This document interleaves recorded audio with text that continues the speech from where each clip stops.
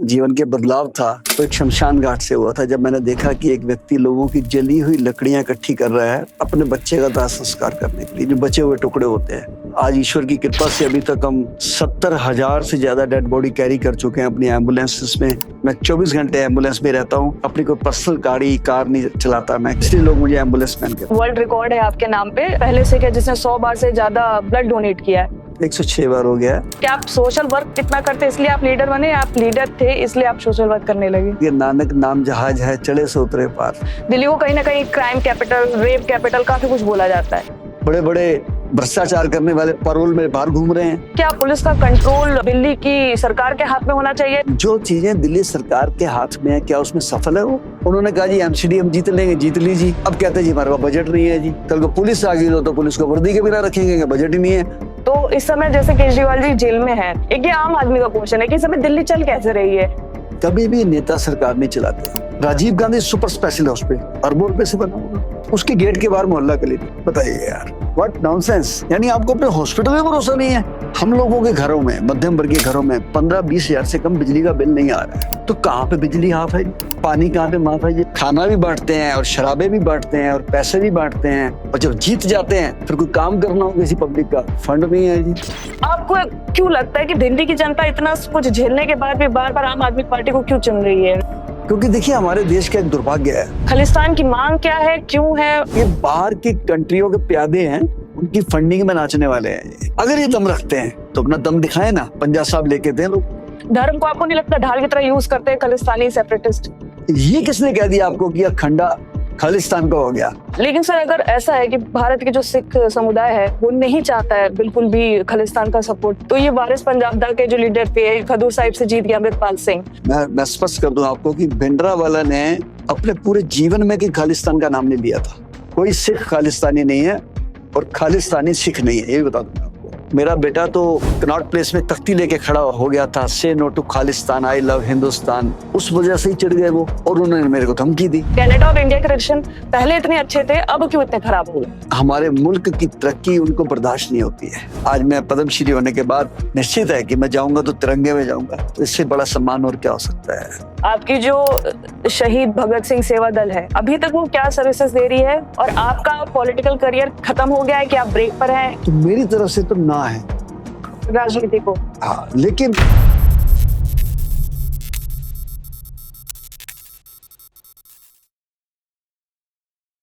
नमस्कार, मेरा नाम प्रिया है और आप सभी का मेरे चैनल पे बहुत बहुत स्वागत है। आज हमारे साथ जो मौजूद हैं उनको दिल्ली में सबसे ज़्यादा लोकप्रिय सोशल वर्कर के नाम से जाना जाता है। 29 वर्षों से सर ने अपना जो जीवन है वो उन आत्माओं के लिए डेडिकेट किया है जिनका कोई जानने पूछने वाला नहीं होता है। सर उनको अंतिम विदाई देते हैं। सर की एक संस्था है जिसका नाम है शहीद भगत सिंह सेवा दल। सर को पद्मश्री से सम्मानित किया गया है उनके सामाजिक कार्यों के लिए।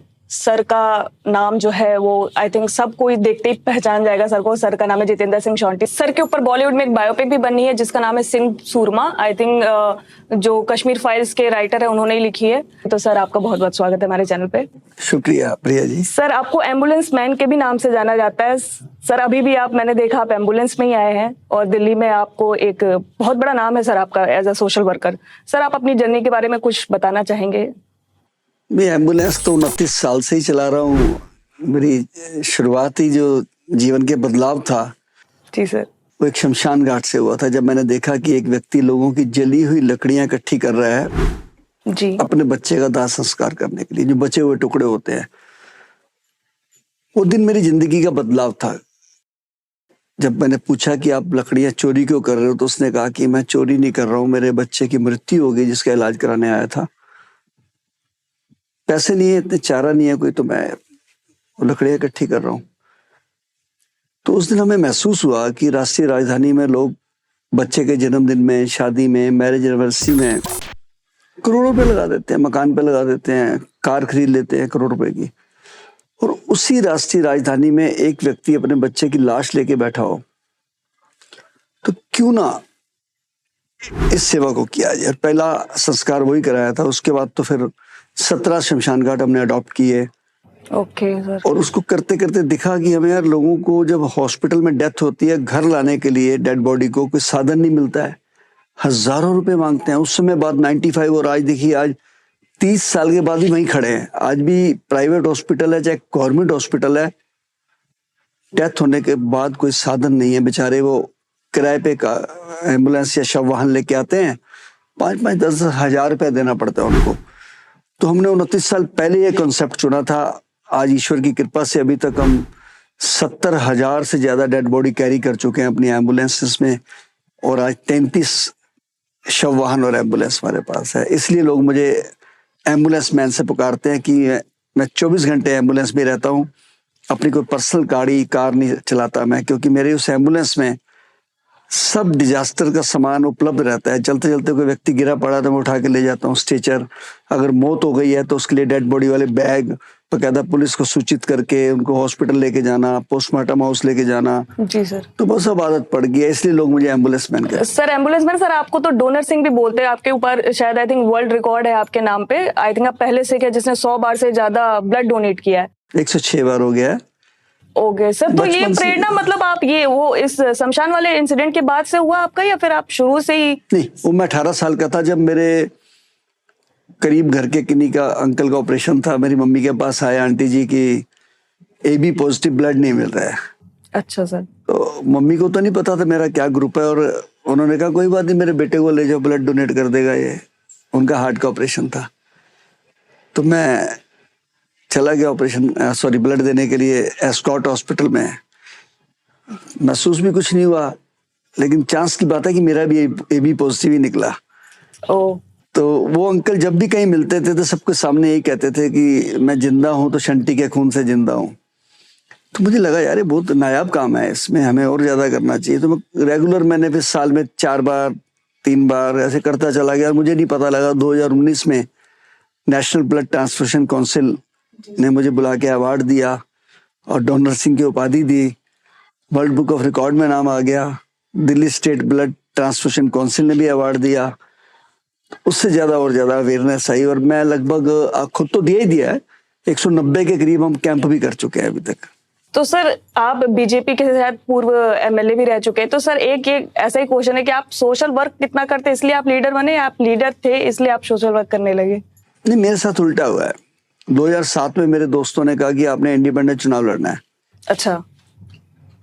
और मैं खड़ा हो गया चुनाव में, कॉर्पोरेशन में, जी। और मैं जीत गया कॉर्पोरेशन में। मुझे याद है आज भी कि जब हम नॉमिनेशन करने गए तो सिंबल जो होते हैं इंडिपेंडेंट लोगों के वो बड़े डिफरेंट होते हैं, क्योंकि जो नेशनल पार्टीज है उनके तो फिक्स है। जी। तो मेरी माँ ने कहा कि बेटा हवाई जहाज ले ले। तो मैंने कहा जी वो क्यों? कहने लगे नानक नाम जहाज है, चढ़े से उतरे पार, तो पार उतर जाएगा। और मैंने हवाई जहाज चुनाव चिन्ह ले लिया और मैं जीत गया हवाई जहाज से, माँ के आशीर्वाद से। उसके बाद मेरे को अकाली बीजेपी ने फिर कॉर्पोरेशन टिकट दी, फिर जीता, फिर MLA टिकट दी, फिर MLA भी बना, फिर सरकार गिर गई दिल्ली की। उसके बाद फिर सेवा में लगे रहे, फिर कोविड आ गया। तो उसके बाद सर आपने अपनी पॉलिटिकल जर्नी पे थोड़ा सा स्टॉप लगा दिया है? ब्रेक है अभी आपका अभी सर? दिमाग इसी से फुर्सत नहीं है जी। क्योंकि जब से कोविड आया और उसके बाद जब पद्माश्री मिला मुझे, जी सर। तो देश का कोई ऐसा स्टेट बचा नहीं जहां मुझे ना बुलाया गया अभी तक। कश्मीर से कन्याकुमारी तक और अटक से लेके कटक तक, वहां के कॉलेज, यूनिवर्सिटीज, बड़े बड़े clubs, rotary club, alliance club, जितने भी हैं सब मुझे बुलाते हैं। मेरा मोटिवेशनल लेक्चर होता है वहाँ पे, तो मैं लोगों को और बच्चों को और सामाजिक संस्थाओं को अवेयर करता हूँ। इसी से फुर्सत नहीं है मेरे को। तो सर आपने इतना सारा कोविड में काम किया, आपको आपके योगदान के लिए पद्मश्री मिला, जनता से तो प्यार आपको मिलता ही है। बट सर कोविड के टाइम पे बहुत सारे प्राइवेट हॉस्पिटल्स थे जिन्होंने आपके ऊपर केस दर्ज कर दिया। सर वो क्या मतलब वाकया था, उस पर आप कुछ बताना चाहेंगे कि आपको क्यों इतना लाइमलाइट या गलत तरीके से प्रेजेंट किया गया उस टाइम पे? 11 केस मेरे खिलाफ दर्ज हुए थे और कारण यही था कि मैं उनकी जो गुंडागर्दियां थी उनको बर्दाश्त नहीं करता था। जैसे जिस बीमारी का इलाज ही नहीं था उसका 25 लाख 30 लाख रुपए का पैकेज बेचना, और अगर किसी की मृत्यु हो जाती थी तो डेड बॉडी देने के लिए वो ब्लैकमेल करते थे कि अब इतने लाख रुपए लाइए तब डेड बॉडी देंगे। 4-4 दिन डेड बॉडियां रखी उन्होंने। तो मैंने लड़ाई करी और मैं डेड बॉडी उठा के लेके आया, वहां से जबरदस्ती लेके आया मैं। तो उन्होंने फिर मेरे खिलाफ FIR की। इसकी अगर मैं झूठ बोल रहा हूँ जी सर। तो जहां अच्छा काम लोगों ने किया इस कोविड के अंदर, चाहे डॉक्टर थे, टेक्नीशियन थे, नर्सेस थी और एम्बुलेंस ड्राइवर थे, शमशान घाट पे काम करने वाले कर्मी थे, पुलिस थे, इवन देन मीडिया के बच्चे थे, मीडिया का काम करने वाले सफाई कर्मचारी थे, उनकी मैं तारीफ करता हूँ। लेकिन हॉस्पिटल वालों ने मैक्सिमम, सारों को तो नहीं कह सकते हम, मैक्सिमम हॉस्पिटल वालों ने तो ये बहुत तगड़ा एक स्कैंडल किया ना जी। अगर मैं झूठ कह रहा हूँ तो 2000 वाला इंजेक्शन 2 लाख का किसने बेचा दिल्ली में?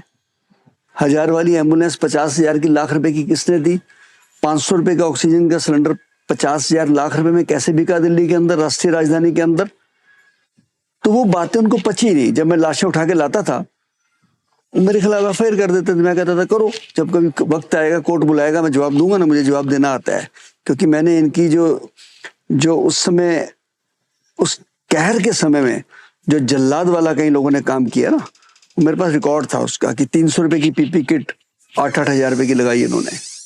तो वो उनको अपनी कमियां नजर नहीं आई। लेकिन जैसे ही मैं नेशनल ह्यूमन राइट कमीशन के core group defenders and NGOs का मुझे उसमें एक सदस्य बनाया गया छोटा सा, तो उनको लगा कि अबे बख्शेगा नहीं। और मैंने, हमारे जो चेयरमैन साहब थे, मैंने उनसे निवेदन किया, honourable ex chief justice of India थे अरुण मिश्रा जी, मैंने कहा जी ये कानून हमें बनाना चाहिए कि कोई भी हॉस्पिटल डेड बॉडी ना रोक सके। जी सर। लोगों के घर बिक गए इस चक्कर में, लोगों के कारोबार खत्म हो गए जी। बहनों ने अपने गहने बेच दिए इन अस्पताल वालों के चक्कर में। उनके तो एक अस्पताल के 11 अस्पताल बन गए। लेकिन जो गरीब लोग थे उनका एक घर था वो भी चला गया, किराए पे आ गए वो। उनके वो जो कार में घूमते थे रिक्शे में घूम रहे हैं। तो क्यों ना इसके ऊपर कानून बनाया जाए। तो इसके लिए एक नोटिफिकेशन आया, चार्टर आया और ये पूरे देश में इसके लिए आदेश किया गया चीफ सेक्रेटरीज को कि कहीं भी प्राइवेट हॉस्पिटल में कोई मृत्यु होती है, कितना भी बिल हो, डेड बॉडी को नहीं रोक सकते, उनको तुरंत डेड बॉडी देनी पड़ेगी। और इसके अलावा कहीं भी पूरे देश में किसी की मृत्यु होती है और शमशान घाट डेड बॉडी लेके जाता है तो उसका संस्कार नहीं रुकना चाहिए, वो होना चाहिए। ये 2 कानून नेशनल ह्यूमन राइट कमीशन ने पास किए, बधाई के पत्र है, पूरे देश को पता लगना चाहिए। सर, जैसे अभी आपने हेल्थ सेक्टर की बात की कि उस समय कितना अफरा तफरी मची थी, अभी भी जैसे दिल्ली में एक तो राजधानी है तो ऑब्वियसली लाइमलाइट में हमेशा ही रहती है, बट अभी भी हम देख रहे हैं, जैसे अगर हम ट्रांसपोर्टेशन की बात करें तो मेट्रो के बाद कुछ दिल्ली में ऐसा कुछ खास बड़ा देखने को मिलता नहीं है। और अभी जैसे आप आम आदमी पार्टी की सरकार चल रही है इतने टाइम से, तो कहीं ना कहीं उन्होंने बोला था हम दिल्ली को सिटी ऑफ लेक्स बना देंगे, और सच में सिटी ऑफ लेक्स जैसा दिख रहा है, क्योंकि हर जगह जल भराव हो गया, लोग, गाड़ियां लोगों की तैर रही हैं। और कहीं ना कहीं एक सेंसिटिव मुद्दा सामने आया, राजेंद्र नगर में, मुखर्जी नगर में छात्रों की मृत्यु हो गई पुअर इंफ्रास्ट्रक्चर की वजह से। अभी शायद विवेक विहार में भी एक हॉस्पिटल में आग लगी थी जहाँ पे 8 बच्चों को, नवजात बच्चे थे, उनको शायद आपकी संस्था और आपने ही बचाया उनको। तो सर उस बारे में आप क्या कहना चाहेंगे, क्योंकि आप एक कहीं ना कहीं MLA रह चुके, तो आपकी एक राजनीतिक समझ ज्यादा है, आपको बेटर कंडीशंस पता है दिल्ली की। तो आम आदमी पार्टी का ये फेलियर है या फिर कुछ अलग ही सिस्टम चाल, मतलब आप क्या इस पे कमेंट करना चाहेंगे? ये बहुत बड़ा प्रशासनिक फेलियर है। एक आम व्यक्ति घर के बाहर एक छज्जा बनाता है 2 फुट का, MCD भी आ जाती है, PWD भी आ जाती है, बुलडोजर भी आ जाता है। विवेक विहार में 100 गज के अंदर 25 बेड का एक हॉस्पिटल चल रहा है न्यू बॉर्न बेबी का, फर्स्ट फ्लोर पे छोटा सा जीना जा रहा है घुमावदार। कहीं भी हॉस्पिटल के नॉर्म्स फुलफिल नहीं होते। इसके अलावा उन्होंने ग्राउंड फ्लोर पे ऑक्सीजन के सिलेंडर बेचने का बिजनेस कर रखा है। 35 सिलेंडर तो एट ए टाइम थे जब आग लगी है जिस दिन। आपको मैं बता दूं कि जो हमारे घर में रोटी वाला सिलेंडर यूज होता है उसका जो प्रेशर है 3 kg है। जो ये ऑक्सीजन का सिलेंडर है इसका प्रेशर 150 kg है। ये समझ लीजिए मिसाइल की तरह जाता है। और ऊपर बच्चों का हॉस्पिटल चल रहा है जहाँ छोटे छोटे न्यू बॉर्न बेबी हैं 1 दिन से लेके 10 दिन 20 दिन तक के वेंटिलेटर पे जी। और नीचे वो इतना बड़ा व्यापार चल रहा है। ये एक दिन में नहीं बना। मुखर्जी नगर का देख लीजिए आप, राजेंद्र नगर का भी है, जो मुखर्जी नगर में जो PGs चल रहे थे, राजेंद्र नगर में स्टडी सेंटर चल रहे थे, और जहां विवेक विहार में एक इतना बड़ा ये कांड हुआ, उसी के ठीक 10 मकान छोड़ के 500 गज में एक सरकारी भूमि पे, डीडीए की भूमि पे स्कूल चल रहा है। और बच्चे कितने उस 500 गज में? 784 बच्चे। अभी रिकॉर्ड चेक कराया हमने। और 100 का स्टाफ, 884। कुछ पेरेंट्स आ जाते हैं, 1000 बंदा 500 गज में। बताओ कैसे एक के ऊपर एक रखा है उन्होंने। जब भी कोई नाजायज काम होता है, चाहे मुखर्जी नगर में हुआ है, चाहे विवेक विहार में हो रहा है और हो चुका है, चाहे वो राजेंद्र नगर का है, कहाँ चला जाता है एमसीडी, डीडीए, जल बोर्ड?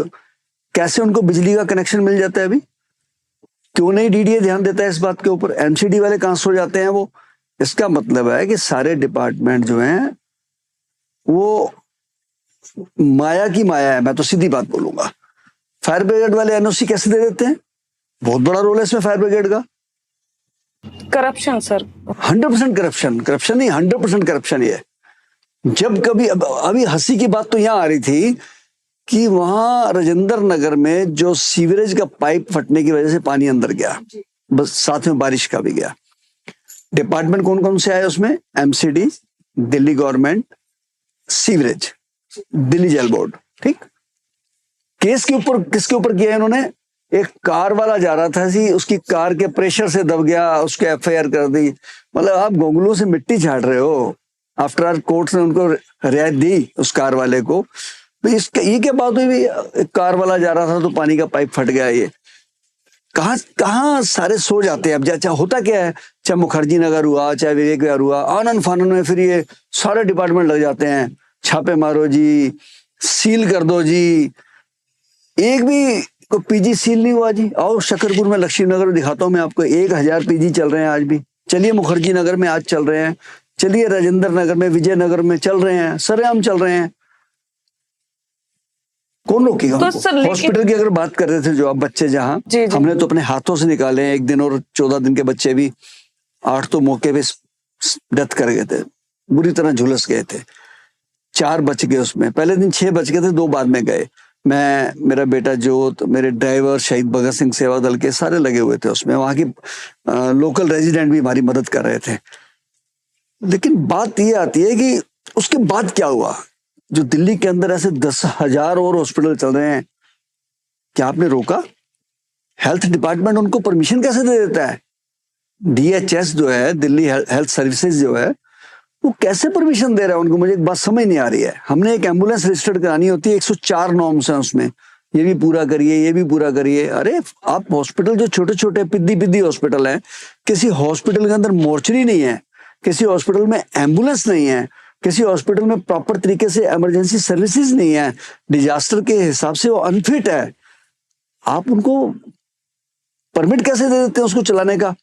मैं तो साफ कहूंगा, ना पीजी वालों को सजा देनी चाहिए, ना इंस्टीट्यूट वालों को, ना हॉस्पिटल वालों को। इन अफसरों को कैद करना चाहिए जो अफसर माया की माया करते हैं, पैसे लेके और इनको एनओसी देते हैं, वो चाहे फायर ब्रिगेड के हों, चाहे वो किसी डिपार्टमेंट का। तो सर इसके लिए जैसे कोई पीआईएल वगैरह कोर्ट में आपने फाइनली की कोई गाइडलाइन इशू की गई हो कि कैसे ये परमिट दे रहे हैं, इसके लिए आपकी साइड से, आपकी संस्था की साइड से कुछ ऐसा पीआईएल वगैरह कोर्ट में? मुझे पत्रकारों पे बड़ा भरोसा है, मुझे पत्रकारों पे गुमान भी है, लेकिन मैं हैरान हूं कि वो पत्रकार 10-15 दिन तो बड़े गर्म होते हैं, उसके बाद न्यूज को उठा के ठंडे बस्ते में डाल देते हैं, दूसरी न्यूज की तरफ भाग जाते हैं। ये बात गलत है। और एक हमारे यहाँ जो सबसे बड़ी बात है हमारे देश में, कानून का पालन तो होता है, लेकिन वो पालन सख्ती से नहीं होता है। सिर्फ कानून के रूप से उनको सजा दे दी जाती है, वो बाद में छूट जाते हैं। बड़े बड़े भ्रष्टाचार करने वाले पैरोल में बाहर घूम रहे हैं। ये बातें जब तक नहीं बंद होंगी तब तक अपराध नहीं रुक सकते हैं। लेकिन सर जैसे अभी आपने कानून की बात की, तो सर जैसे पुलिस जो है वो एक स्टेट का सब्जेक्ट है, बट दिल्ली यूनियन टेरिटरी है, तो दिल्ली में जो पुलिस का कंट्रोल है वो सेंट्रल गवर्नमेंट के पास है। तो इसी दिल्ली को कहीं ना कहीं क्राइम कैपिटल, रेप कैपिटल काफी कुछ बोला जाता है। तो आपको लगता है कि क्या पुलिस का कंट्रोल दिल्ली की सरकार के हाथ में होना चाहिए, उससे कोई फर्क पड़ेगा? क्योंकि आई थिंक ये कैपिटल है तो इसलिए बहुत ज्यादा हाईलाइट भी हो जाती है, कुछ भी छोटी सी बात होती है तो बहुत ज्यादा उसका बड़ा मुद्दा बनता है। तो इस पे आप क्या कहते हैं, मतलब आपको क्या लगता है पुलिस का क्या रोल है? जो चीजें दिल्ली सरकार के हाथ में है, क्या उसमें सफल है वो? वो तो सर फेलियर दिख ही रहा है। इसका जवाब दीजिए ना। जो चीजें इनके पास है, पहले मैं दावे से कह सकता हूँ कॉमनवेल्थ के टाइम में जो सड़कें बनी थी दिल्ली में, उसके बाद आज तक अंदर की सड़कें नहीं बनी है। ये टूटी फूटी सड़कें, हम जब बचपन पे थे 5 साल के थे तो सुनते थे कि मिंटो रोड में अंडर ब्रिज में बस फंस जाती है, बस डूब जाती है, हाथी डूब गया था। जी सर। हम 60 साल के हो रहे हैं फिर भी सुन रहे हैं कि वो बस डूब जाती है। तो करा क्या इन्होंने फिर?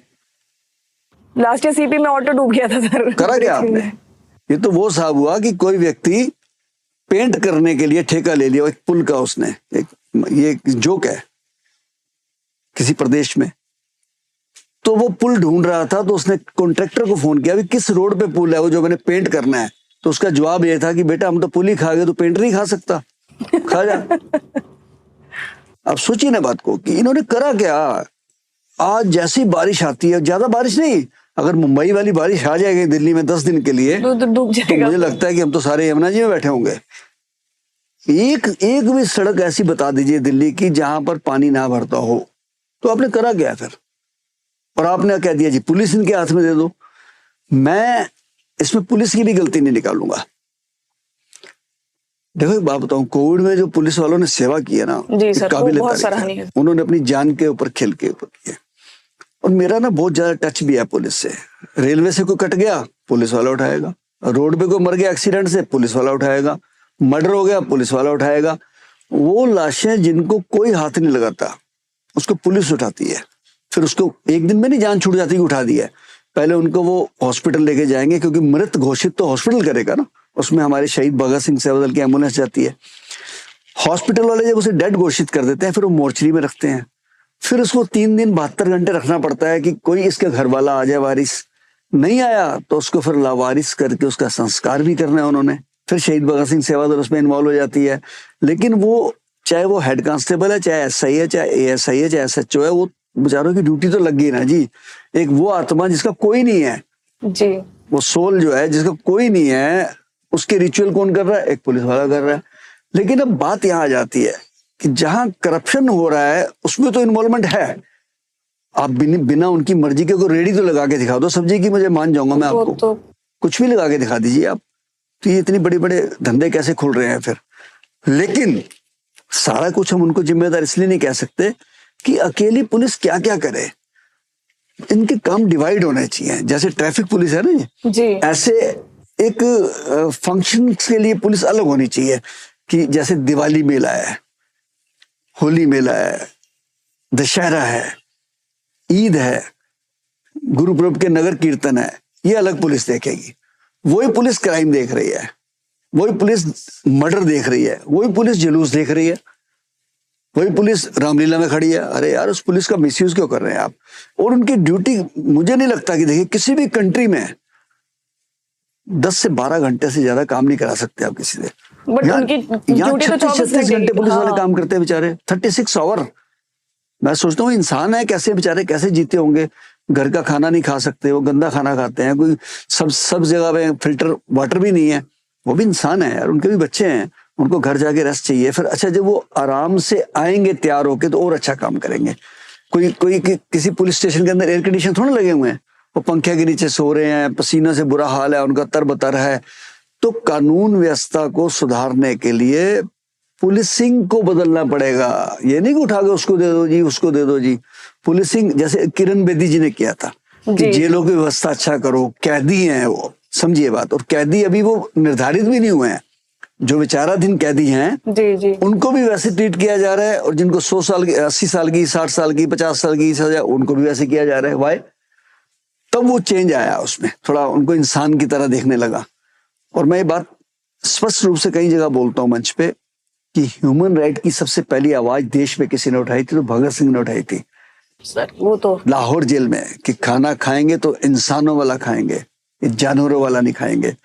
तो आज भी वही कैदियों के साथ भी बर्ताव होना चाहिए। और हमारे जो पुलिसकर्मी हैं उनके लिए भी खाने का बहुत अच्छी मेस होनी चाहिए, ताकि वो ताकत वाले फूड खाएंगे तभी तो उनको ताकत वाला काम कर पाएंगे ना। ये सिस्टम होना चाहिए।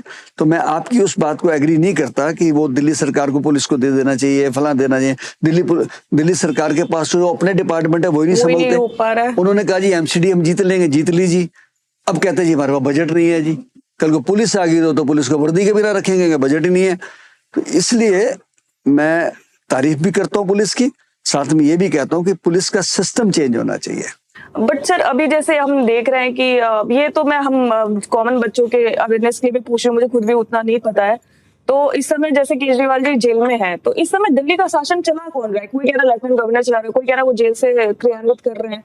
ये एक बड़ा क्वेश्चन है। भले आप शायद पूर्व में विधायक रहे, आपको थोड़ा मिनिस्टर्स और इन सब चीजों की ज्यादा नॉलेज है। एक ये आम आदमी का क्वेश्चन है कि इस समय दिल्ली चल कैसे रही है जब कोई नेता ही नहीं है? कभी भी नेता सरकार नहीं चलाते हैं, समझ जी। लीजिए बात आप। जी किसी भी स्टेट में जब सरकारें गिर जाती हैं या राष्ट्रपति शासन लग जाता है, तब भी तो सरकार चलती है, तब भी चलती है। दिल्ली में भी गिरी रही थी सरकार, 13 से लेके 14 तक 1 साल सरकार नहीं थी। तो काम तो ऑफिसर्स नहीं करना होता है, निश्चित है ये बात। वो रहें ना रहें, क्योंकि ब्यूरोक्रेट के हाथ में फाइलें हैं, ब्यूरोक्रेट ने बजट पास करना है। हाँ, जो चुने हुए नुमाइंदे हैं वो नए नए सेशन के अंदर नए बजट पास करा सकते हैं, नई स्कीम्स पास करा सकते हैं, लेकिन आफ्टर ऑल जो हमेशा की तरह जो काम है वो तो होते ही रहेंगे। सड़कें बनती रहेंगी, नाली साफ होती रहेंगी, झाड़ू लगते रहेंगे, ये चीजें तो चलती रहेंगी। लेकिन एक चीज मैं जरूर कहूंगा, दिल्ली में सबसे ज्यादा लर्चर कोई व्यवस्था है, लर्चर व्यवस्था, वो हमारे स्वास्थ्य की है। आप चलिए मैं दिखाता हूं आपको, Guru Tegh Bahadur hospital, Dilshad garden, 25 ventilator है, एक भी ऑपरेटर नहीं है, नॉट अ सिंगल ऑपरेटर। आप चलिए Rajiv Gandhi hospital, super specialist hospital, कमाल है भाई, कोई सुविधा नहीं है उसके अंदर, कोई सुविधा ही नहीं है उसके अंदर। जो चीज आप कह देंगे ना, न्यूरो का है, नहीं जी डॉक्टर नहीं है, फला चीज का है, नहीं जी डॉक्टर नहीं है। अरे फिर खोला क्यों आपने? इतनी बड़ी बिल्डिंग को किस लिए बनाई है आपने? दिल्ली के अंदर, मैं ऑन रिकॉर्ड कह रहा हूं, कोविड में अगर सबसे ज्यादा मौत दिल्ली में हुई है तो यही एक कारण था कि दिल्ली के सरकारी अस्पतालों में सुविधाएं नहीं है। कहीं पे वेंटिलेटर नहीं थे, ऑक्सीजन के साधन नहीं थे, 25 लोग एक रात में मर गए जयपुर गोल्डन हॉस्पिटल में, रिकॉर्ड में है। इनके पास स्ट्रेचर नहीं थे, इनके पास व्हील चेयर नहीं लेकिन थे, ये मोहल्ला क्लिनिक इन सब की तो बातें बढ़ बढ़ के इनके पास बोलते हैं। डेड बॉडी वाले बैग नहीं थे। और जो ये दावा ठोकते हैं कि हमने 4000 मोहल्ला क्लिनिक दिल्ली में बना दिए। जी सर, मैं कोई पॉलिटिकल बात नहीं कर रहा हूँ, ये आप हाँ सोचो कि सर। मैं दिल्ली सरकार के खिलाफ बोल रहा हूँ। नहीं। मैं किसी भी सरकार के खिलाफ बोल दूंगा, मुझे कोई डर नहीं है। मैंने सेंटर के अस्पतालों के खिलाफ भी तो बोला ही है ना कि सबसे ज्यादा बेईमानी जो कड़ी बड़े बड़े अस्पतालों ने की है, ठोक के कह रहा हूं मैं। 4000 मोहल्ला क्लिनिक जो खुले थे, कोविड का कौन से मोहल्ला क्लिनिक में इलाज हो रहा था? किस मोहल्ला क्लिनिक के अंदर ऑक्सीजन दी गई? किस मोहल्ला क्लिनिक के अंदर वैक्सीनेशन दी गई? किस मोहल्ला क्लिनिक के अंदर कई मास्क मिले हो, कोई सैनिटाइजर मिला हो? वो तो खुद ही बंद करके भाग गए। तो अभी भी बंद है, बहुत जगह मैं देखती हूँ। वहां पे जानवर बैठे हैं कई जगह पे, आप देख लीजिए जाके। मैं मानता हूं कि चलो उनका सोच अच्छी थी, प्रयास अच्छा था, लेकिन वो सफल तो नहीं हुआ। नहीं सफल हुआ तो या तो बंद करो, आपने खर्चे को डाल रखे हैं। मैं इसका ताजा उदाहरण देता हूं आपको। Rajiv Gandhi super special hospital, मुझे लगता है अरबों रुपए से बना होगा जी। उसके गेट के बाहर मोहल्ला क्लिनिक, बताइए यार, व्हाट नॉनसेंस। यानी आपको अपने हॉस्पिटल में भरोसा नहीं है, और बाहर जो मोहल्ला क्लिनिक आपने खोल दिया, यानी जो लोग आएंगे वो हॉस्पिटल में ना जाए, मोहल्ला क्लिनिक में जाए, और वो बंद पड़ा है। बड़ी बेहतर बात है। मैं गया था एक दिन, वो भी बंद पड़ा है। बंद की तरह ही है। एक बंदा बैठा था, मैंने कहा जी कोई दवाई लेने ही कह रहे, डॉक्टर साहब तो आते हैं, कभी नहीं आते हैं। और मैं कहता आते भी हूँ, तो अंदर जब इतना बड़ा हॉस्पिटल खुला है अरबों रुपए की लागत से, आपने बाहर बना दिया, इसका असर। अच्छा एक बात और, सारी दिल्ली के आपने फुटपाथ घेर लिए। या तो आप कोई आपकी अपनी जगहें होती, अलग से बनाते हैं उसमें। एक कोई आम व्यक्ति अपने घर के बाहर साइकिल खड़ी तो करिए, उठा के ले जाते हैं आप। पूरी दिल्ली में कार स्कूटर सब उठा के ले जाते हैं आप। इन्होंने वहां पे 800-800 फुट के मोहल्ला क्लिनिक बना तो दी। सरकारी अवैध कब्जा ही हुआ एक तरीके से। आप कब्जा खुद कर रहे हैं। तो सर जैसे स्कूल में बोलते हैं, ये प्रोजेक्शन इनका जो होता है, मैंने देखा बहुत बोलते हैं कि हमारे स्कूलों की स्थिति बहुत अच्छी है। अभी आप जैसे बता रहे हैं कि हेल्थ का इतना खराब हो रखा है, हम तो देख ही रहे दिल्ली में इतना जल भराव है। तो आपको क्यों लगता है कि दिल्ली की जनता इतना कुछ झेलने के बाद भी बार बार आम आदमी पार्टी को क्यों चुन रही है, या किसी भी पर्टिकुलर पार्टी को वोट देके उसी को चुन रही है? अगर इतना ही प्रॉब्लमेटिक है तो जनता को तो उनको गद्दी से उतार देना चाहिए। पर अभी भी वो जेल में होके शासन चला रहे हैं, ऐसा कैसे? ये विरोधाभास क्यों है? वोट करने वाले 60% से ज्यादा लोग मध्यम वर्ग से नीचे के होते हैं। समझ लीजिए बात आप। साउथ दिल्ली पोलिंग होती है 40%, 42%। जहां पे जेजे क्लस्टर है, स्लम एरिया है, वहां पोलिंग होती है 68%, 70%। मुझे नहीं पता मिलता होगा क्लस्टर वालों को फायदा, वो जो इनका हाफ माफ वाला मामला है। हम लोगों के घरों में, मध्यम वर्गीय घरों में 15-20 हजार से कम बिजली का बिल नहीं आ रहा है। मैंने जिससे भी अपने दोस्त से बात की है, किसी ने 14 कह दिया, किसी ने 13 कह दिया, किसी ने 16 कह दिया, 15 की एवरेज लेके चलते हैं हम। तो कहां पे बिजली हाफ है जी? पानी कहां पे माफ है जी? तो मुझे बता दीजिए ना। पानी तो बहुत ही पानी इतना गंदा आ रहा है, पानी तो आता ही नहीं है। इस 1 महीने के अंदर मेरी मिसेज हॉस्पिटलाइज हो चुकी है, मेरे बेटे दोनों हो चुके हैं, मैं हो चुका हूं, मेरी मेड भी हो चुकी है, मेरे ड्राइवर भी हो चुके हैं। इतना गंदा पानी दिल्ली के अंदर कभी नहीं आया था जी। और आप बहाने कर दें जी, ये हरियाणा से आ गया जी, ये वहां से आ गया जी। एक तो ये बड़ा गंदा रिवाज चल पड़ा है ना कि ये दूसरों पे डाल देते हैं बात। कोई काम नहीं हुआ, अजी ये तो एलजी साहब ने काम रोक दिया। कोई काम नहीं हुआ, अरे ये तो भारत सरकार फंड नहीं दे रही। अरे आप जो काम कर ही नहीं सकते, आपने जिम्मा क्यों लिया? मैं तो किसी भी पार्टी का कोई नेता हो, हमारे यहाँ भी एक निगम पार्षद जीते थे, वो सबको एक ही बात कहते थे, फंड ही नहीं है जी, काम कैसे करूं? तो मेरा जवाब ये होता है कि जब आप इलेक्शन लड़ते हैं तो फंड कहां से आता है आपके पास?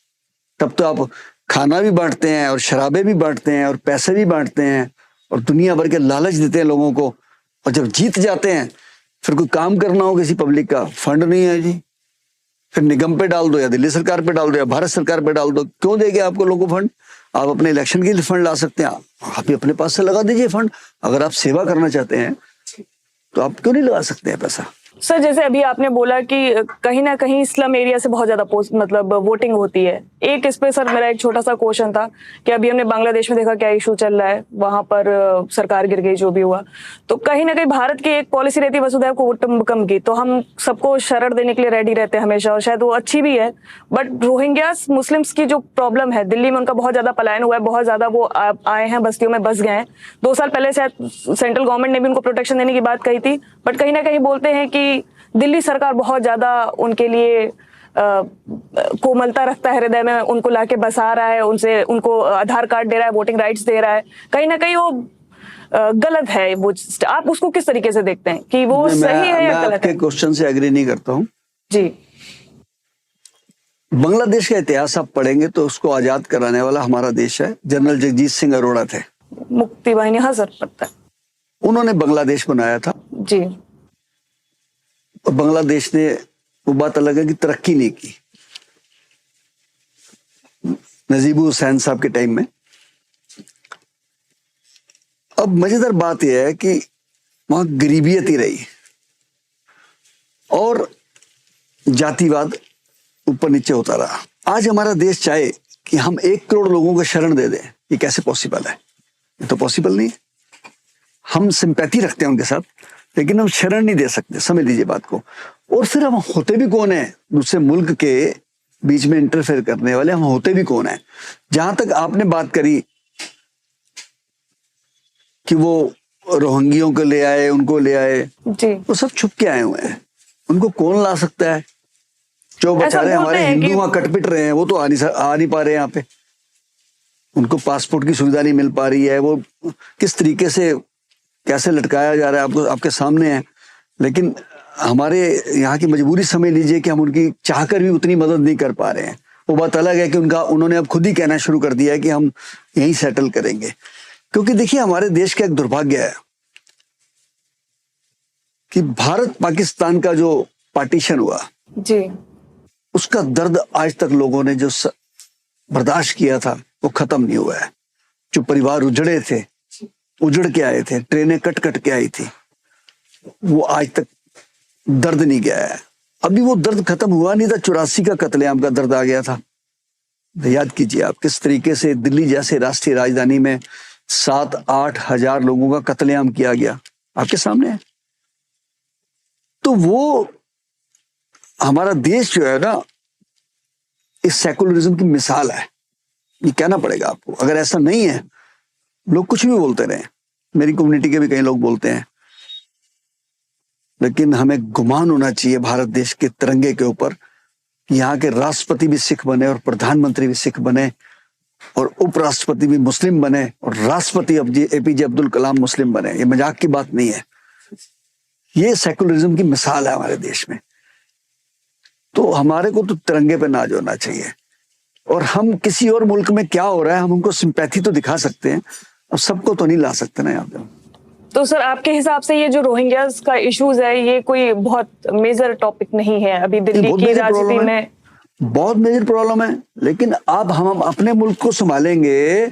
मैं आपको छोटा सा एग्जांपल देता हूँ। जो 1947 में उजड़ के भारत में आए, अगर दिल्ली को ले लेते हैं हम, हमारे परिवार आए, आज तक वो जुर्माना दे के रह रहे हैं, आज तक जुर्माना दे के रह रहे हैं, उनको प्लॉट नहीं मिले आज तक।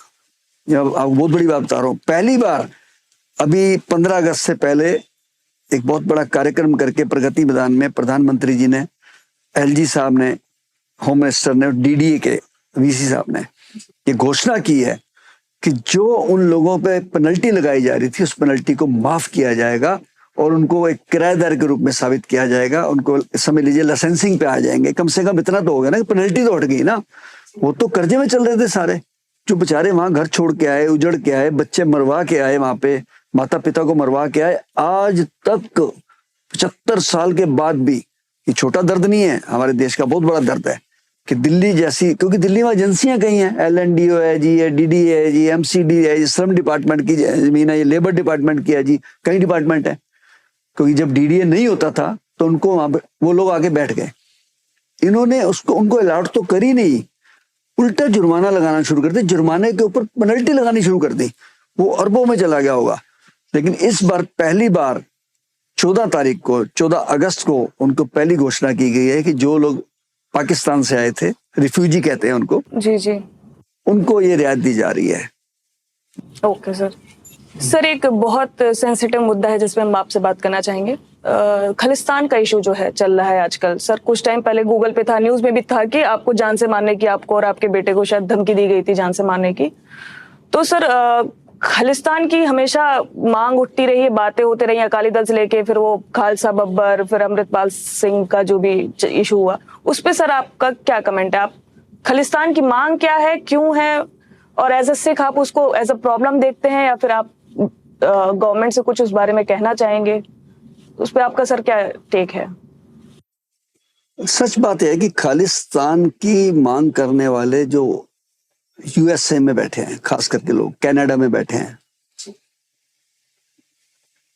पुन्नू जैसे लोग, गुरपतवंत लिखते हैं अपने आप को, गुरपतवंत सिंह लिखते हैं अपने आप को, ना दाढ़ी है, ना केस है, ना कृपान है, कुछ भी कह देते हैं। वकील है शायद वो, सर जी, बातों से नहीं लगते हैं। उनको बनाना है खालिस्तान, बनाए हो। भारत के रहने वाले सिख उनकी इस बात से समर्थन नहीं रखते हैं। उसके कई कारण हैं। हम लोग जो, हमारे पूर्वज जो पाकिस्तान से उजड़ के आए जी, तो मार खाई, 84 के कत्लेआम की मार खाई,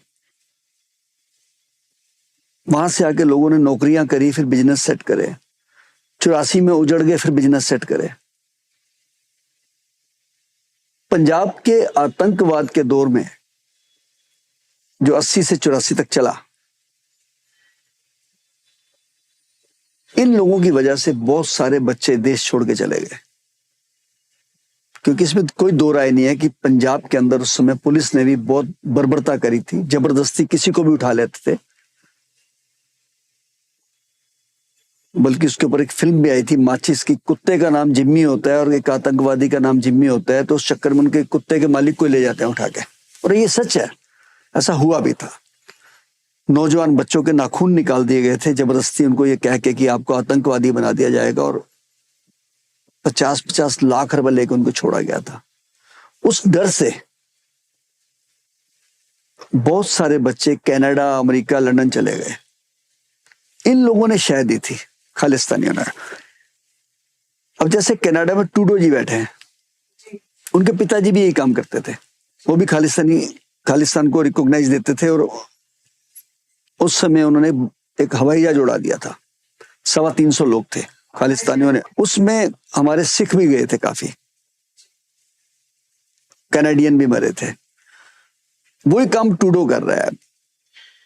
इनका करने का एक बहुत बड़ा कारण है कि वहां पर काफी सारे सिख जो हैं वहां पे इलेक्टेड हैं, एमपीज वगैरह, उनको उनकी वोट चाहिए होती है, नंबर 1। नंबर 2, जो पंजाब से और अदर स्टेट से जो सिखों के बच्चे पढ़ने गए हैं वहां पे, बहुत बड़ी क्वांटिटी में है, उनसे बहुत बड़ा रेवेन्यू मिलता है कनाडा को। इसलिए वो कनाडा वाले, अमेरिका वाले और हमारे देश की जो क्या बोलते हैं सेकुलरिज्म की मिसाल है, उसे खत्म करने के लिए और यहाँ पे शांति भंग रखने के लिए, अर्थव्यवस्था को डोल मटोल करने के लिए वो खालिस्तान को समर्थन करते हैं। हमारी कोई पर्सनल लड़ाई नहीं है। मैं फिर क्या कह रहा हूं कि बनाए वो खालिस्तान, लेकिन शुरुआत कर देना, लाहौर से शुरू कर दें, उधर उधर बनाए। यहां का सिख इसलिए नहीं चाहता खालिस्तान क्योंकि यहाँ पे हिंदू और सिख आपस में परिवार बटे हुए हैं। अगर आप पुराने परिवारों को देखें तो हिंदुओं के पहले बच्चे में सिख बनाया जाता था उसको। आज भी मेरी नॉलेज में ऐसे बहुत से परिवार हैं। पुराना कोई भी परिवार में हिंदुओं का मिलता हूं तो कहते हैं जी हमारे घर में गुरु ग्रंथ साहिब का प्रकाश है। और पुराने मिलते हैं लोग जो उनके हाथ पे यहाँ एक ओंकार लिखा होता है। क्यों? किसी सिख की बच्ची हिंदू के घर में है, हिंदू की बच्ची सिख के घर में है, बच्चे बटे हुए हैं, रिश्ते बटे हुए हैं, कारोबार बटे हुए हैं। उन खालिस्तानियों के कहने पर हम उन्हें तो नहीं खत्म कर सकते। इसका मतलब हमारा तो परिवार ही खत्म हो जाए। पहले हम पाकिस्तान में उजाड़ा है, फिर 84 में उजाड़ दिए, अब आपके कहने पे ये उजाड़ना शुरू कर दें। तो इसलिए यहाँ के सिख उनकी बातों को बिल्कुल नकारते हैं। मेरा बेटा तो कनॉट प्लेस में तख्ती लेके खड़ा हो गया था, say no to Khalistan, I love Hindustan. उस वजह से ही चिढ़ गए वो, और उन्होंने मेरे को धमकी दी। कम से कम ज्यादा नहीं, 300 के करीब तो हमें लिखत में धमकियां आई हैं। यूट्यूब पे पता नहीं कहाँ डालते रहते हो, फेसबुक पे, इंस्टा पे, ट्विटर पे। और हमने भी पुलिस को दे कंप्लेंट। वो बात अलग है कि पुलिस ने आज तक कोई कार्रवाई नहीं करी, एक भी कार्रवाई नहीं करी। लेकिन जब मुझे फोन आया सीधा एक, और पंजाबी में उसने कहा कि तू हमको जानता नहीं है, तैयारी कर लो, तेरे को और तेरे बेटे को हम जान से मार देंगे, तू हमको जानता नहीं है। मैंने कहा मैं जानता हूं आपको भाई, आप वही है ना जो 84 के कत्लेआम के बाद सो गए थे। अगर आप वाकई में सिख कौम का भला चाहते थे, वाकई में आप के दिल के अंदर कहीं कोई ज्वाला थी, तो आज तक 84 के कत्लेआम के कातिल सड़कों पे कैसे घूम रहे हैं? सरेआम घूम रहे हैं। और आपका दिल तब क्यों नहीं धड़कता, और आप उनको क्यों नहीं धमकियां देते जो पंजाब के अंदर सरेआम धर्म परिवर्तन करा रहे हैं? मैं किसी धर्म को बुरा नहीं कह रहा हूं, क्रिश्चियन धर्म अपनी जगह बहुत अच्छा है, लेकिन गुस्सा इस बात का आता है कि हमारे सिख कौम के लोग, सिक्खी ऐसे नहीं मिली है, कुर्बानियों से मिली है। गुरु तेग बहादुर जी की शहादत, गुरु गोविंद सिंह जी की शहादत, 4 साहिबजादों की शहादत, उससे सिक्खी मिली है हमें। कृपान मिली है, कड़ा मिला है, केस मिले हैं, दस्तार मिली है। उस दस्तार को पहन के, कृपान को पहन के जब कोई वहां क्रिश्चियनिटी की तरफ जाता है और वहां पर प्रचार करता है, तो उस समय आग लग जाती है हमको। आपको क्यों नहीं लगती खालिस्तानियों को? आप उनको क्यों नहीं धमकियां देते हैं? जिन्होंने पूरा पंजाब डिस्टर्ब कर दिया, आधे से ज्यादा बच्चे तो हमारे नशे में लग गए वहां, आप उनको क्यों नहीं मारते हैं? आधे धर्म परिवर्तन कर रहे हैं, आप उनको क्यों नहीं मारते हैं जो धर्म परिवर्तन कर रहे हैं? उनको क्यों नहीं धमकियां देते हैं? आप दीजिए ना।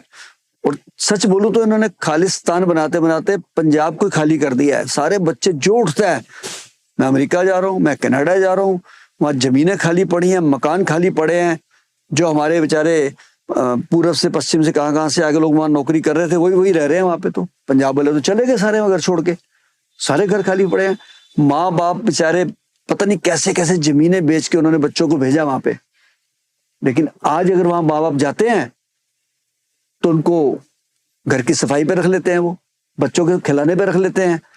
अरबपति जो थे किसान और अरबपति, उन्होंने अपनी सारी जमीनें बेच दी। वो क्यों नहीं गुस्सा आता उनको? तो ये बातें जब मैं बोलता हूँ जी, वो चिढ़ते रहना, उनको जो करना करें, हम अपना काम कर रहे हैं, वो अपना करते रहे। उन्होंने खालिस्तान बनाना, उनको मुबारक है, लेकिन हमारे देश को डिस्टर्ब ना करें, हमारा ये कहना है। लेकिन सर अगर ऐसा है कि भारत के जो सिख समुदाय है वो नहीं चाहता है, बिल्कुल भी खालिस्तान का सपोर्ट नहीं करता है, तो ये वारिस पंजाब दा के जो लीडर थे खडूर साहिब से जीत गया अमृतपाल सिंह, तो ऐसे इंसान को हमने सांसद बना दिया, जिसका काफी लास्ट सुनने में आया था 26 जनवरी को झंडा वंडा रोड में उन्होंने गड़बड़ किया था और काफी दंगे टाइप्स की स्थिति पैदा हुई थी। तो फिर ऐसे को कम्युनिटी लीडर चुन क्यों रही है पंजाब की? इसमें फर्क आ रहा है थोड़ा सा। जहां आपने वारिस पंजाब की बात की जी, उन्होंने जो 2-3 काम पहले शुरू किए यहाँ के, जैसे नशे छुड़वाने का, वो भिंडरन वाले का देते हैं, कहीं ना कहीं उदाहरण देते हैं कि हम उनकी तर्ज पे चल रहे हैं। मैं स्पष्ट कर दूं आपको कि भिंडरावाला ने अपने पूरे जीवन में कि खालिस्तान का नाम नहीं लिया था। जी, एक एफआईआर नहीं उनके खिलाफ, नॉट ए सिंगल एफआईआर। इनकी बात करें तो इन्होंने भी आके जो काम शुरू किया पहले कि नशे छुड़वाने का, ठीक है, अच्छी बात है, नशा तो कोई भी छुड़वाएगा। मैं कहता हूँ चाहे वो पुलिस छुड़वा रही है, चाहे वो कोई किसी भी कम्युनिटी का व्यक्ति हो, अच्छा काम है। फिर उन्होंने कहा कि आपको सिक्खी धारण करनी चाहिए। सबको कहा ये कि आपको अपने वेश यूनिफॉर्म, क्योंकि हम जिस मिलिट्री में रहते हैं उसकी यूनिफॉर्म तो जरूरी है ना, तो आप सिख मिलिट्री में हो तो आपको सिक्खी रखनी है। तो इसमें कोई बुरा काम नहीं किया था। और मैं ये भी दावे से कहता हूं जो उनको वोटें मिली हैं तो खालिस्तान के नाम पे नहीं मिली हैं, वो इन चीजों के नाम पे मिली हैं कि इन्होंने सिक्खी को और पर्टिकुलरली जो बेल्ट है जहां से वो जीते हैं, ये पंथक बेल्ट है, उनको पंथ की वोट मिली है, खालिस्तान की वोट नहीं मिली है। मैं फिर कहना चाहता हूँ आपको। बट उनके खिलाफ जब पुलिस एक्शन हुआ तो उन्होंने ग्रंथ साहिब को अपने सर पे रख लिया कि उनके ऊपर फिर से गोलियां ना चल पाए, ये सब ना हो पाए। तो कहीं ना कहीं वो धर्म को, आपको नहीं लगता, ढाल की तरह यूज करते हैं खालिस्तानी सेपरेटिस्ट? देखो वहां खालिस्तानी नहीं बोलते हैं ना, जब धर्म की बेदबी होती है वो क्यों नहीं बोलते हैं? क्योंकि वो भी यही काम करते हैं, वो भी उसी का सहारा लेते हैं। समझिए बात आप। अब जैसे खंडा साहब है हमारा, जी, खंडा, जैसे आप लोगों में हिंदुओं में अलग होता है, मुस्लिम में अलग होता है, हमारा खंडा गुरु गोविंद सिंह जी ने दिया था जी। 2 कृपाने ऐसे हैं, बीच में गोल हाँ है जी, साइन है। अगर आप वहां राजनीतिक पार्टी बना रहे हैं तो अपना सिंबल अपनाइए, आप रिकॉग्नाइज कराइए उसको। ये किसने कह दिया आपको कि खंडा खालिस्तान का हो गया? अगर ऐसा होता तो महाराजा रंजीत सिंह ने तो खंडे को यूज करके खालिस्तान की डिमांड नहीं करी। उनसे बड़ा राज कौन कर सका आज तक? और खंडा हमारी पहचान है। किसकी पहचान है? सिखिज्म की। जी, दूर से लोग देखते थे पुराने टाइम में कि निशान साहिब लगा हुआ है तो यार वहां रात्रि सुविधा भी मिल जाएगी, लंगर की सुविधा भी मिल जाएगी, स्नान की सुविधा भी मिल जाएगी। ये तो हो गया सिंबल ऑफ द सेवा। जी। आप उस सिंबल को यूज कर रहे हैं खालिस्तान के लिए। जब उस सिंबल को लगा के अपने फ्लैग पे आप कोई गलत काम करते हैं, देश के कोने में, पूरे देश में नहीं दुनिया में रहने वाले हर सिख क्वेश्चन मार्क में आ जाता है कि ये भी उसी खंडे वाले हैं। उसकी गाज हमें सहनी पड़ती है। 84 का कत्लेआम हमारे साथ हुआ है, तुम्हारे साथ नहीं हुआ है। आप अमेरिका में बैठ के ऐश कर रहे हो, लोगों से पैसे लेके, ISI से पैसे लेके।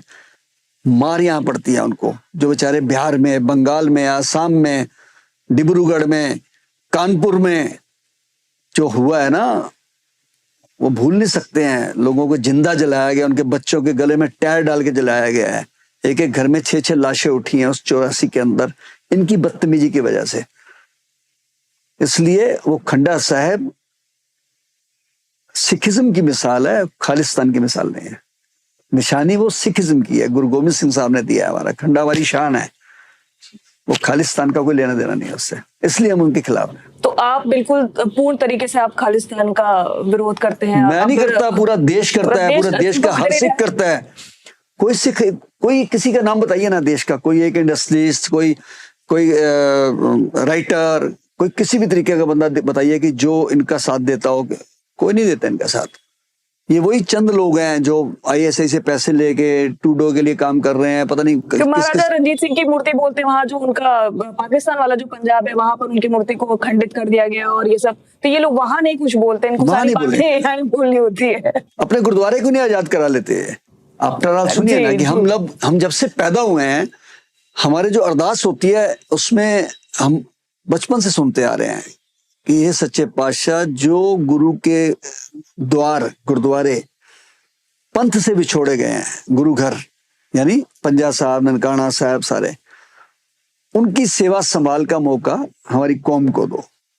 और अभी अभी आपको याद होगा कि पीछे करतारपुर साहब का द्वार खुल गया, भारत सरकार ने खोला। अगर ये दम रखते हैं तो अपना दम दिखाए ना, पंजा साहब लेके दें लोगों को, लेके दें वहां से, फिर सारे इनका समर्थन करेंगे। पर ये ऐसा काम नहीं करेंगे। इनका काम है एयर इंडिया में बैठना बंद कर दो, हवाई जहाज उड़ा देंगे। मतलब अपने सिखों को ही धमकियां देते जा रहे हैं। मैं तो हैरान हूं इस बात से कि ये सिखों को ही धमकियां दिए जा रहे हैं। मेरे को याद है जिस दिन इन्होंने ऐलान किया था, मुझे बाई चांस जाना था उस दिन औरंगाबाद, मेरा इंटरव्यू था वहां पे, मैं एयर इंडिया में गया था उस दिन। इन्होंने कहा था एयर इंडिया में नहीं जाना, और जाके मैंने वीडियो भी डाली थी औरंगाबाद से कि मैं एयर इंडिया में ही आया हूँ, आप रोक सकते हो, रोक के दिखाओ। तो कहीं ना कहीं गवर्नमेंट का विरोध करने के लिए एयर इंडिया को मना कर रहे हैं कि गवर्नमेंट का नहीं है, ये बाहर की कंट्रियों के प्यादे हैं, उनकी फंडिंग में नाचने वाले हैं। सर एक क्वेश्चन मेरा इस पे एक और था कि जब भी पंजाबियों की बात होती है, सिखों की बात होती है, तो हमेशा कनाडा की बात होती है। पूरी दुनिया में इतनी सारी कंट्रीज है, व्हाई कनाडा? मींस 1947 के टाइम पे, उस टाइम पे आजादी के टाइम पे तो इंडिया को बहुत उन्होंने समर्थन दिया था। फिर न्यूक्लियर कुछ ट्रीटी वगैरह हुई थी, उसका जो भी था, तो उसके बाद बोलते कि उन्होंने बहुत ज्यादा समर्थन किया पंजाब पे। बट किसी और कंट्री में उतना ज्यादा एक्सेप्टेंस नहीं मिलता है सिखों को। बट ऐसा क्यों है? कनाडा और इंडिया के रिलेशन पहले इतने अच्छे थे, अब क्यों इतने खराब हो गए? देखिए, हमारे मुल्क की तरक्की उनको बर्दाश्त नहीं होती है। समझ लीजिए बात आप कि हम दो मुल्क इकट्ठे आजाद हुए जी, पाकिस्तान इधर भारत जी। एक में सुई नहीं बनती, दूसरे में मिसाइल बनती है, समझ रहे? उनके बंदे कभी हेलीकॉप्टर में नहीं गए, हमारे चांद पे जा रहे हैं। ये फर्क है। ये कामयाबी बर्दाश्त नहीं हो रही है। आज जितने स्टार्टअप हमारे देश में हैं जी, पूरी दुनिया में नहीं है इतने स्टार्टअप, ये कहना पड़ेगा हमको।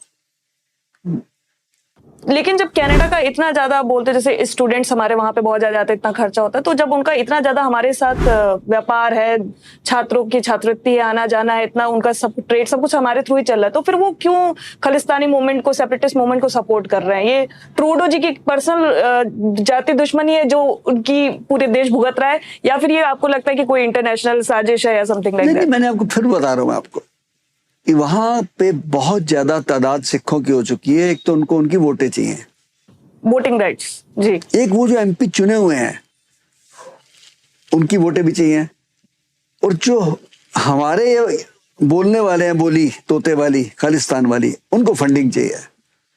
ये उनका आदान प्रदान आपस में है। और आईएसआई जैसी एजेंसियां भारत को स्थिर ना रहे भारत, इसलिए ऐसे काम करके उनको ये काम करवाते हैं फंडिंग से। हमारे देश का कोई भी सिख जो है जी, सिख खालिस्तान दोनों लकीर है बीच में। कोई सिख खालिस्तानी नहीं है और खालिस्तानी सिख नहीं है, ये बता दूं मैं आपको। इसको ही देख लो, पन्नू जो है, इसकी शक्लें देखो कैसी है इनकी। तो इसलिए चिढ़ते हैं, हम चिढ़े जाएंगे, कोई बात नहीं। हमें हमारी कोई मौत लिखी होगी तो कौन बचा सकता है? कोई नहीं बचा सकता। सर आपका एक इंटरव्यू बहुत वायरल हुआ था जिसमें आपने बोला था कि माता पिता को जीते जी अपनी संपत्ति अपने बच्चों के नाम नहीं करनी चाहिए। आपको बहुत क्रिटिसिज्म भी मिला उसके लिए। इस पे सर आप कुछ कहना चाहेंगे? ये बात ना पहले मैं सोचता था, लेकिन कोविड में मुझे बहुत देखने को मिली ये बात कि जो गरीब परिवार के लोग थे, उनके घर से जब कोई गया यानी डेथ हुई, उन्होंने बहुत शोक मनाया, क्योंकि उनको लगता था कि हमारे घर का दारो मदार यही थे, हमारे पापा या माँ। दूसरी तरफ जब पैसे वालों पे आ जाते हैं हम, कईयों ने तो अपने माँ बाप को हाथ ही नहीं लगाया, और कईयों ने तो यहां तक जलालत की कि बाप की अंगूठी उतारी हीरे की और माँ की बालियां उतारी। कईयों ने अंगूठे भी लगाए। ये बात मैंने एक यूनिवर्सिटी में बोली थी कि मैं हाथ जोड़ के कहता हूं सब माता पिता को कि जीते जी आप अपने बच्चों के नाम कोशिश करो कि संपत्तियां मत कराओ। जो उनका एक क्रेज है, जो होता है, सबको होता है कि कल को हमारे पिता की संपत्ति हमारे नाम होगी, वो तो खत्म ही हो गया पहले। वो क्यों सेवा करेंगे आपकी? और मैंने सैकड़ों माँ बाप देखे हैं जिन्होंने जीते जी संपत्ति बच्चों के नाम करी और बच्चों ने उनको धक्के मारे और आज वो अनाथ आश्रम में रह रहे हैं, वृद्धाश्रम में रह रहे हैं जाके। इसलिए मैं कहता हूं कि माँ बाप को अगर अपनी इज्जत को बरकरार रखना है, वो चाहते हैं कि मेरे बच्चे मेरी इज्जत करें, तो तभी संभव है कि उनको जीते जी कोशिश करें और ना दें। कुछ अंश दे सकते हैं आप। अगर आपके पास 10 चीजें हैं तो आप चलो एक छोटी छोटी कोई चीज दे दी। आप ये सोचो सब कुछ उनके नाम कर दूं, फिर उनको आपकी जरूरत भी क्या है? सब प्रेम लगाव भी तो होता ही है ना माँ बाप से। मतलब ऐसा थोड़ा कि सिर्फ संपत्ति के लिए माँ बाप के इंसान पूजा करता है या प्रेम करता है। तो ये कौन प्रेम करता है? सर हम ही लोग करते हैं, हर कोई करता है। पैसे से करते हैं क्या? अगर माँ बाप आपको पैसे तो संपत्ति नहीं नहीं दे रहे हैं सपोज, जी, और ये फैक्ट है मैं जो बताने जा रहा हूं आपको, जो मैंने अपनी आंखों से देखा है। एक अरबपति परिवार को देखा है मैंने कि जब उनकी मृत्यु हुई तो बच्चों ने सेवा करी नहीं थी। शाम के 4 बजे से मैं डेड बॉडी की गाड़ी लेके खड़ा था, 7 बज गए। मैंने कहा क्या हुआ, किसी की इंतजार कर रहे हैं? कहते नहीं, बच्चे तो सारे आ गए हैं पर उनकी एक विल निकल आई है जिसमें सब कुछ धर्मार्थ कर गए हैं, बच्चों के नाम कुछ नहीं कर गए। बच्चे कह रहे हैं जी अब धर्मार्थ वाले संस्कार कराएंगे इनका। इसलिए मैं माँ बाप को कहता हूं कि आप जीते जी मत करिए। अभी 7 दिन पहले मुझे एक फोन आता है, जी सर, किसी का नाम नहीं बोलूंगा, कि शंटी जी मैं 3 घरों का और 2 फैक्ट्रियों का मालिक हूं, मैं आपकी इजाजत लेके अपनी विल में कुछ लिखना चाहता हूं। मैंने कहा जी क्या? कहने लगे कि मेरा दाह संस्कार मेरे बच्चे नहीं करेंगे, शहीद भगत सिंह सेवा दल करेगा, जितेंद्र सिंह शंटी करेगा। मैं बड़ा हैरान हुआ। मैं कहा आप क्या कह रहे हैं बात, ऐसा क्यों सोचा आपने? कहते जी मैं बहुत बड़ी गलती कर गया जीते जी कि मैंने 2 प्रॉपर्टीज अपने बच्चों के नाम करवा दी, एक मिसेस के नाम करवा दी। किसी बात पे झगड़ा हुआ तो मेरे बेटे ने मुझे पब्लिकली मेरे को थप्पड़ मार दिया। बेटे ने मार दिया? बेटे ने मार दिया। मैंने वो भी बर्दाश्त कर लिया। कार में कहीं जा रहे थे तो मैंने उसको कोई बात कही कि तुम कार ठीक से नहीं चला रहे हो, तो उसने मुझे कार से उतार दिया। वो बच्चा था, चलो मैंने सोचा कि बेटा है, गुस्से में उतार दिया, लेकिन मुझे उससे भी ज्यादा गुस्सा तब आया कि जब वो कार लेके चला गया तो मेरी मिसेज भी साथ ही चली गई। इट मीन्स मेरी मिसेज का प्यार भी तो फिर बच्चों के साथ हुआ ना, मेरे साथ तो नहीं हुआ ना। तो मैं किसके लिए करूंगा? फिर मैं क्या उम्मीद रखूं कि मेरा दाह संस्कार भी करेंगे कि नहीं करेंगे? और मैं चाहता भी नहीं हूं कि ऐसे बच्चे मेरी लाश को हाथ लगाएं। मैंने बाय गॉड उसका बात सुनी ना तो मेरे भी आंखें भर गई। यार इंसान किसके लिए करता है? बच्चे पैदा करता है, पालता है, मुश्किलें सहता है, झूठ बोल के, चोरी चकारी करके, पता नहीं कितने तरीके से पैसा लाता है घर में बच्चे पालने के लिए। और वो बच्चे अगर ऐसा बिहेवियर करते हैं तो बच्चों के नाम कुछ नहीं करना चाहिए। बात विल सही कर है। दीजिए आप, कोई बात नहीं, क्योंकि विल तो चेंज भी हो सकती मरणोपरांत वो तो है। विल तो आज चेंज, आज आपके नाम है, कल इनके नाम है, परसों उनके नाम है। अन्यथा मैंने तो बहुत कुछ देखा है। इसलिए सर बहुत बड़ी बात कही आपने। इसलिए मैं कहता हूँ जिसको मेरी बात बुरी लगती है लगती रहे, मुझे कोई परवाह नहीं है। मैं तो स्पष्ट बोल रहा हूँ, पॉडकास्ट पे बोल रहा हूँ कि जिस माँ बाप ने अपनी इज्जत करानी है ना घर के अंदर, तो जीते जी भाई अपने बच्चों के नाम कुछ मत करो। मैं तो सीधी सी बात कहता हूँ। सर तो अब मेरा आपसे इस पॉडकास्ट का थोड़ा आखिरी चरण आ गया। मैं आपसे फाइनल क्वेश्चन पूछना चाहती हूँ कि आपकी जो शहीद भगत सिंह सेवा दल है, अभी तक वो क्या सर्विसेज दे रही है, उसका फ्यूचरिस्टिक अप्रोच क्या है, और आपका पॉलिटिकल करियर खत्म हो गया है कि आप ब्रेक पर हैं, या आप आगे क्या करेंगे? आप क्या शेयर करना चाहेंगे? अभी तक तो वही सेवाएं सोची हमने जो प्रशासन नहीं करता था या समाज भी नहीं करता था। जैसे निःशुल्क दाह संस्कार, फिर उनको अस्थियों को विसर्जन करना। जी। हर महीने जाके मेरा बेटा जाता है जो हरिद्वार में प्रवाहित करता है, जिनको कोई लेने नहीं आता है।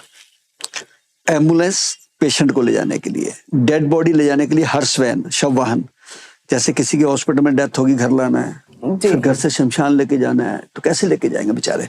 आज भी 15 की डेड बॉडी हमारी पर डे एवरेज है आज भी। इसी प्रकार हमने मॉर्चरी बॉक्स रखे हुए हैं एयर कंडीशन, जैसे किसी की डेथ हो गई घर में, किसी ने बाहर से आना है, 1 दिन या 2 दिन बॉडी रखनी है, तो वो मॉर्चरी बॉक्स हम फ्री ऑफ कॉस्ट, जो भी सेवाएं हमारी सारी वो फ्री ऑफ कॉस्ट है। ब्लड डोनेशन हमारा एक प्रोजेक्ट है, मैंने आपको बताया था कि तकरीबन 190 के करीब कैंप हो चुके हैं, हजारों यूनिट इकट्ठा किया है। ये करते करते 29 साल निकल गए हैं। कोविड में ईश्वर ने जो सेवा करानी थी करा दी, राष्ट्रपति जी ने बुला के पद्मश्री दे दिया। देश और दुनिया में इस दस्तार की शोभा होनी थी, हो गई, क्योंकि ये अवार्ड शंटी को नहीं मिला है, ये मेरे ड्राइवरों को मिला है, ये मेरे बच्चों को मिला है, मेरे शमशान घाट पे काम करने वाले कर्मियों को मिला है और हमारी कौम को मिला है। सच्ची बात तो ये है। अब बहुत बड़ा प्लान एक मेरे दिल में है कि दिल्ली के अंदर एक बहुत बड़ी समस्या है डायलिसिस की। डायलिसिस की किडनी का एक ऐसा रोग है, वो चाहे खान पान से समझ लीजिए किस तरीके के, बहुत ज्यादा फैल गया है। जो गरीब परिवार और मध्यम वर्गीय परिवार हैं वो बेचारे तड़फ रहे हैं इसके लिए। कई संस्थाओं ने एक प्रयास किया, धार्मिक संस्थाओं ने, सामाजिक संस्थाओं ने मशीनें लगाई, लेकिन वो बेचारों का नंबर ही नहीं आता। जैसे किसी का वीकली होना है तो उसको 15 दिन में नंबर आता है, तो वो जो 7 दिन है ना, उसके लिए मौत के लिए, मौत के बीच में झूल रहा है वो। और इससे भी बड़ी बात कि जो पैसे वाले लोग हैं, समृद्ध लोग हैं, उनके लिए समस्या बड़ी डिफरेंट है कि उनके बच्चे साथ जाने को तैयार नहीं है। कभी कभी नौकरों को भेज देते हैं, वो भी नहीं जाता, फिर बेचारा जिसके डायलिसिस वगैरह खुद गाड़ी चला के जाते हैं। तो हम जो प्लान लेके आए हैं नया, dialysis on wheel, wheel chair. No, हमारी एम्बुलेंस में डायलिसिस मशीन लगी होगी। अच्छा, ओके। हाँ, इसके ऊपर मेरा पूरा काम चल रहा है, पाइपलाइन में है। मैं लोगों से भी रिक्वेस्ट करता हूं कि कोई भी अगर डायलिसिस के लिए मशीन भेंट करना चाहता है, शहीद भगत सिंह सेवा दल उसको अपनी एम्बुलेंस में लगाएगा। डॉक्टर, टेक्नीशियन, एम्बुलेंस उनके घर जाएगी लोगों के। उसका एक बहुत मिनिमम चार्ज होगा, क्योंकि उसका खर्चा है डॉक्टर का, टेक्नीशियंस का, एम्बुलेंस का, ड्राइवर का, डीजल का। लेकिन हाँ, जो काम वो 10,000 में हो रहा है वो 3,000 में भी हो जाएगा, ये गारंटी है हमारी। ये हमारा प्लान है, बहुत जल्द हम इसको लेके आ रहे हैं, अभी पाइपलाइन में है। और सबसे बड़ी सुविधा जो ऐसे लोगों को मिलेगी कि जिनके बच्चे नहीं जा पाते हैं, उनको घर के बाहर अपनी गाड़ी खड़ी मिलेगी। पॉलिटिक्स में आपका क्या टेक रहने वाला, पॉलिटिक्स ज्वाइन करने वाला, कुछ तो बोल दीजिए सर, 1 लाइन 2 लाइन। देखिए, मैं राजनीति बचपन में बड़ा शौक था मुझे जी, बड़ी मेहनत भी करी मैंने, और मैं छोटे स्तर से लेके और नेशनल लेवल तक मैं रहा। 3 बार इलेक्टेड भी रहा राष्ट्रीय राजधानी में। अब मुझे लगता है कि जो काम इलेक्टेड होके मैंने करने हैं, सेवा ही तो करनी है जी। तो मैं बिना इलेक्टेड भी कर रहा हूं। कोई भी ऐसा अफसर किसी डिपार्टमेंट का नहीं है जिसको मैं फोन कर दूं और वो काम ना करे। बहुत कोऑपरेट करते हैं, बहुत कोऑपरेट करते हैं। तो मेरी तरफ से तो ना है राजनीति को। हाँ, लेकिन कई बार ना इंसान ज्यादा बोल जाता है या ऊंचा बोल देता है, वक्त इंसान से कुछ भी करा देता है। वक्त फिल्म का नगमा है ना कि आदमी को चाहिए वक्त से डर के रहे, कौन जाने किस घड़ी वक्त का बदले मिजाज। भीख भी मंगवा देता है। कहते हैं ना, बेखारी से राज करावे राजा से बेखारी, ये ईश्वर के हाथ में होता है। मेरी तमन्ना यह है कि मैं ऐसी सेवा करता रहूं, और जिस चीज के लिए इंसान तरसते हैं, मेरी वहां संतुष्टि हो चुकी है। क्योंकि आज मैं पद्मश्री होने के बाद निश्चित है कि मैं जाऊंगा तो तिरंगे में जाऊंगा, तो इससे बड़ा सम्मान और क्या हो सकता है। जरूरी नहीं कि मैं उसके लिए इलेक्टेड हूं। मैं अपनी सेवा से बहुत खुश हूं। मैं, और इससे बड़ी खुशी हो रहा है कि मैं जो कर रहा हूं मेरे बच्चे भी वही कर रहे हैं। नहीं तो आजकल डॉक्टर का बच्चा डॉक्टर बनने को तैयार नहीं है, इंजीनियर का बच्चा इंजीनियर बनने को तैयार नहीं है, वकील का वकील नहीं बनता है। मेरे बच्चे पढ़ लिख के भी मास्टर करके आया लंदन से, फिर भी मेरे साथ लाशों में सेवा करता है। एक ने मास कॉम किया है, वो भी लाशों की सेवा करता है। ये छोटी बात नहीं है। तो इसलिए मेरा ध्यान नहीं है राजनीति की तरफ, लेकिन अगर पता नहीं भगवान किस मोड़ पे कब ले जाता है। जी सर, आज हमारी बात हुई सर से, जितेंद्र सिंह शेट्टी सर से। सर, आपको पॉडकास्ट पे आके कैसा लगा और आप जाते जाते क्या जनता को संदेश देना चाहेंगे? मुझे लगता है पॉडकास्ट तो इसका नाम है, लेकिन इसका नाम तो होना चाहिए दिल की बात। जी, दिल की बात काफी है आपने सर। सच उगलवा लेते हैं पॉडकास्ट में, और निकल भी आते हैं बातों बातों में, जी, क्योंकि ये अनस्क्रिप्टेड होते हैं। मैं देशवासियों से एक बात तो कहना चाहता हूं कि आप प्रशासन पे निर्भर रहना छोड़ दीजिए, खुद करिए। देखा ना कोविड में आपने, मैं इसलिए कह रहा हूं कि घर में पानी साफ नहीं आता है, आरओ हमको खुद लगाना पड़ता है ना। बिजली नहीं आती है, इन्वर्टर लगाते हैं ना। सुरक्षा के लिए हम सीसीटीवी कैमरे लगाते हैं ना। जी सर। तो तैयार हो जाइए, प्रशासन को गिला शिकवा करना छोड़ दीजिए। हर परिवार, हर कम्युनिटी, हर धार्मिक स्थल कंसंट्रेटर क्यों नहीं रह सकता, एम्बुलेंस क्यों नहीं रह सकता, ऑक्सीजन सिलेंडर क्यों नहीं रह सकता? क्योंकि ये जो आपदा आई है ये कभी भी आ सकती है, कहीं भी आ सकती है। तो उसके लिए आपको तैयार रहना चाहिए। और मैं हर बच्चे से निवेदन करूंगा, और खास करके मैं प्रशासन से भी निवेदन करूंगा कि स्कूलों के अंदर डिजास्टर मैनेजमेंट का कोर्स बच्चों को कंपलसरी होना चाहिए, ताकि अगर कोई आपदा आती है तो बच्चे उससे निपटने के लिए सक्षम रहे। तो दोस्तों, मैं आपसे भी निवेदन करता हूं कि अगर आप शहीद भगत सिंह सेवा दल के इस यज्ञ में शामिल होके अपनी आहुति देना चाहते हैं, और आप भी सोचते होंगे कि आप अपने क्षेत्र में ऐसा काम क्यों नहीं कर सकते, तो उसमें मदद शहीद भगत सिंह सेवा दल आपको कर सकता है, बशर्ते आपके दिल के अंदर भावना देश के लिए होनी चाहिए, मानवता के लिए होनी चाहिए। तो हमारा फोन नंबर है 8750674433। दूसरा नंबर है 9999979843। और उसके बाद अगर आप जुड़ने के लिए और कुछ, जैसे मैंने कहा डायलिसिस के लिए या एम्बुलेंस के लिए आप भी कुछ कंट्रीब्यूट करना चाहते हैं, तो हमारा QR कोड है, वो भी आपको ये प्रदर्शित करेंगे स्क्रीन पे। तो आप भी इस सेवा में जुड़ सकते हैं। और अंत में यही कहूंगा कि अपने लिए जिए तो क्या जिए, तो जिए दिल जमाने के लिए। धन्यवाद, जय हिंद। तो आज ये थे हमारे साथ सर जितेंद्र सिंह शेट्टी सर, जिनको पद्मश्री मिला है, और उनसे आज हमने तमाम मुद्दों पे बातें की, चर्चा की। अब मुझे होप है कि आप सबको ये चर्चा समझ में आई होगी, अच्छी लगी होगी। अच्छी लगी होगी तो आप कमेंट सेक्शन में प्लीज बताइएगा आपको कैसा लगा। जय हिंद।